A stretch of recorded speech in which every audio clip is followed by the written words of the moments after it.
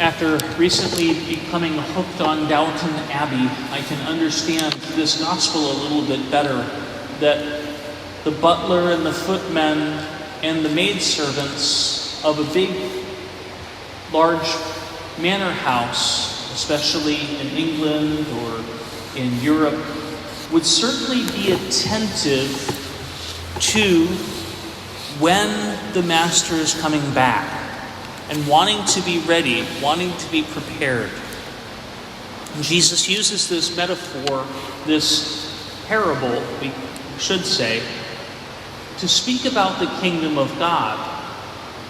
It's interesting that when we deal with the term, the kingdom of God, and the coming of the Lord, many people will be focused on what the devil is doing. If you do a search for the kingdom of God, and if you look at what YouTube has to offer, you will see many people who are focused on what the devil is doing in today's day and age and what is going on in terms of what they call the end times, rather than paying attention to what God is doing. And I find that a bit odd.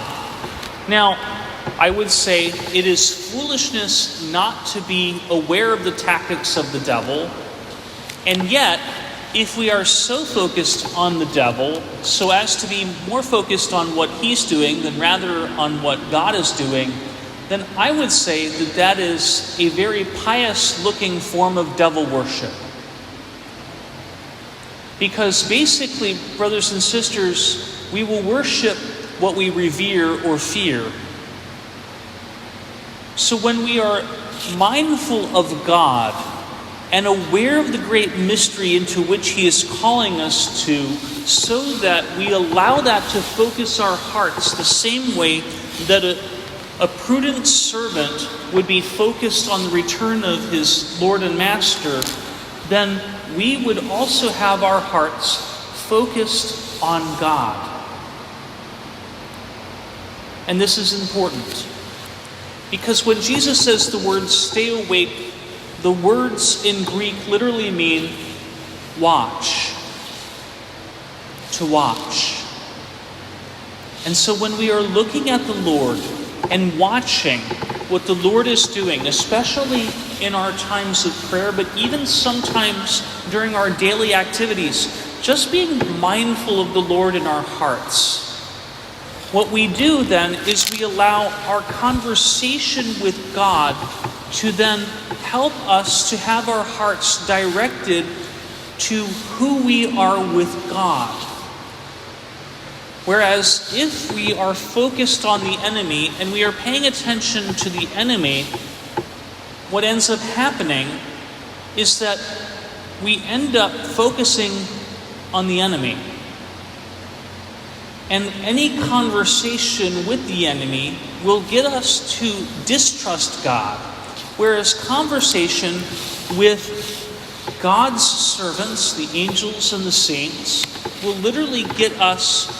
to trust more in God and more in who we are in God's sight.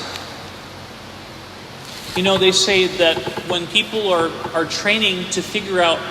how to spot counterfeit currency, they don't study all of the counterfeits. Instead, they study the real thing. And then when they're presented with something fake, they're able to recognize it immediately. So the same can be said for us, brothers and sisters, that by staying awake, by watching, we want to train our eyes on God and keep in mind His glorious purpose, so that if some temptation rises up, whether it be something within ourselves and our wounded humanity, or something from the enemy that basically tries to get us to be forgetful of God's coming, to say, my master's long delayed, I might as well just eat, drink, be merry, and do whatever I want now, then we'll be able to recognize that as the counterfeit of what we are called to be, what we are called to have, and what we are called to do in God's kingdom. And so we ask the Lord for the grace to cultivate this contemplative gaze in the course of our daily lives. That though we may not be able to take time to go and pray as much as we might want, that we are at least able to train our hearts on the Lord in the midst of our daily tasks, so that we keep in mind our identity.